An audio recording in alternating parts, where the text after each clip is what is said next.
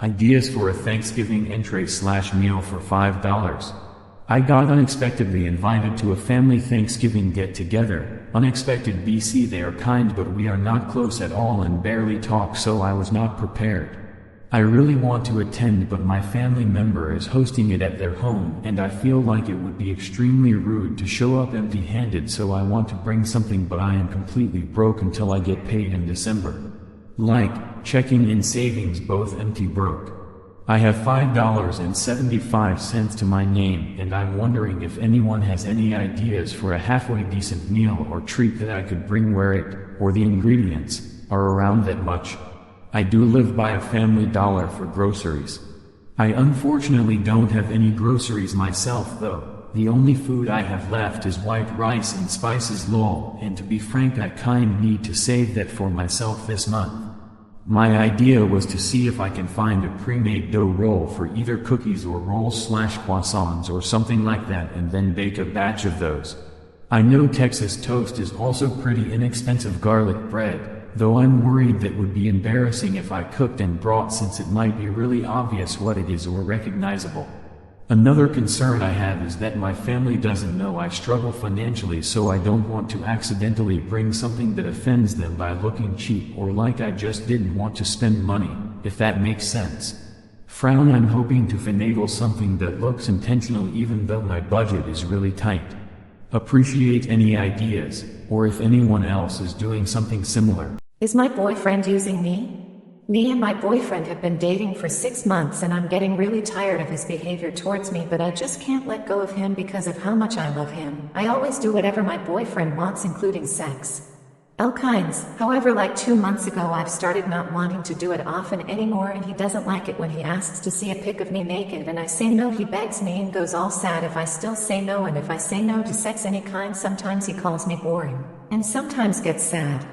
Today he asked me if I wanted to have sex in a bed and I said I don't know yet, maybe, and then he asked me if I wanted to do it. In about 5 minutes I said yes, but then I told him actually I can't because my sister is in the room next to me and always comes in to chill with me. He kept trying to make me make out with him and it always happens after a make out, so I said sorry I don't want to, ran and went on my phone because he was getting mad saying I don't want to kiss him, but I was really tired. He's always so rude to me when I say no and most of the time I just give in because he goes all sad if I change my mind just before. Is this my fault? Because I feel bad.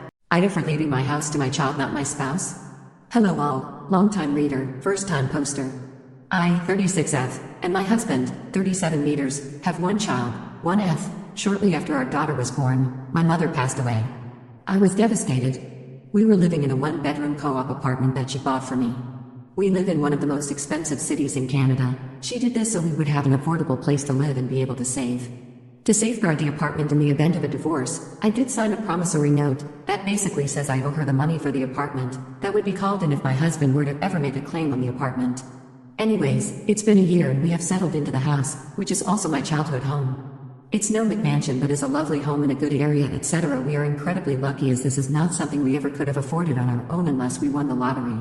Once my mother died, I continued paying the mortgage using the money my mother left me in her accounts, about $70K. There was about $340K left owing between the mortgage and her line of credit. The apartment she bought me was sold to pay this all off. Now there is no mortgage whatsoever. My mother worked incredibly hard as a single parent to achieve what she did, and left a legacy that ensures our family's future and stability. To the issue at hand, we need to draw up wills. We didn't have them before as we didn't really have any assets. And now we have our daughter as well. I had gently tried to explain to my husband that in my will, the house would go to our daughter. I feel IT was my mother's gift to me that gives me security and financial independence, and that it should go to her next. I told him that quite frankly I had seen and heard, especially on Reddit here, too many horror stories with blended families. And that as we are young, he is likely to remarry, which is fine, but that my mother's estate is not to go to his next wife, which it would legally once he remarried if I left no will, or to be split with future step or half siblings. The house is for our daughter once she is an adult, and that this is to safeguard that. He was pissed. His exact response was, so I get nothing? I said no, obviously various life insurance, pension benefits, etc. would be his or split between him and our daughter. And I pointed out that if something happened to me or not, he would still be benefiting all this time and able to save money by living in a mortgage-free home. And if I died while our daughter was young, that gave him ample opportunity to save a ton of money to get someplace else. I would also like to note that he out-earns me 3-1. He still thinks it's unfair. My family thinks it's perfectly reasonable and think him feeling entitled is ridiculous as it's not a house he has ever worked for or paid for. Some of our friends think it's not fair to him. Thoughts? I broke someone's heart horribly and I regretted he was the first guy to really treat me right, but I hated, still do, myself and relied on the intoxicating emotions of the chase to drown out all the bad feelings, all the numbness. Once the shit came back I felt myself draw away from him, and after I jumped out of the relationship, I jumped into another one with an acquaintance that I was getting to know around a week later. I feel bad, even though we were only together for a month I can't help but to feel like shit. I know I was in the wrong. I know I hurt him horribly. I just wish I didn't. I wish I could rewind time, even though I can't. I know I'm currently incapable of being in a healthy relationship from that, but I wish someone as good as him didn't have to suffer for me to realize that I'm a dumbass. I want to heal and now I know what not to do, but I just want to make him smile more again, have his eyes on me more again.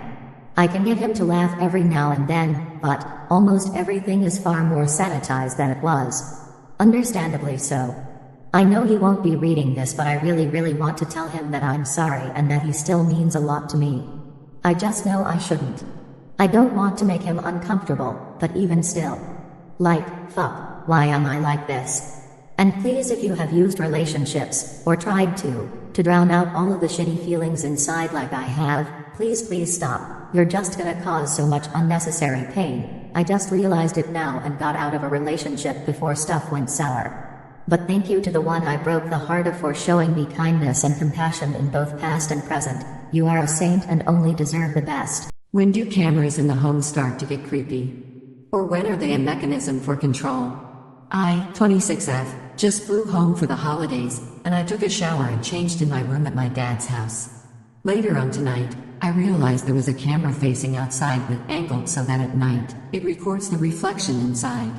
He didn't tell me about it before I discovered it. My dad has about 4 cameras, that I know of, set up from inside the house, and they have mic capability that he claims to not use. I don't buy that for a second. He has massive control issues and it's been an ongoing problem throughout his whole life. I have lived in this situation before, and I start to feel psychologically on edge knowing that my daily actions might be watched by my dad. He lives at the top of a hill, end of a cul-de-sac in a big house in a secluded area. There's not a crime risk that would warrant usage of multiple cameras.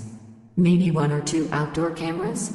But they're all indoor, facing outside. Also, why wouldn't he take down the camera in my room if he knew I was coming to town? He got everything else ready. Maybe it's nothing, but I don't really understand the need to monitor everything when quite literally nothing is happening.